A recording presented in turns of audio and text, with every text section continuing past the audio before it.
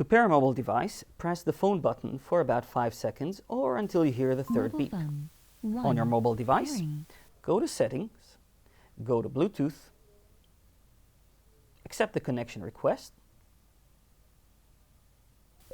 and you're paired. Pairing a second mobile device is very similar. Press on the phone button for 5 seconds or until you hear the third beep. To move to the second phone, double tap the phone button. Then, go to your chosen device, press on Bluetooth, and accept the invitation. Your second mobile device is now paired. Pairing a GPS is similar to pairing a second mobile device, but has a unique twist to it.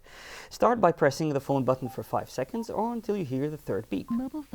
Then go to second mobile pairing by double tapping the phone button. Then roll the button forward. Take your GPS, go to Settings, go to Bluetooth connections,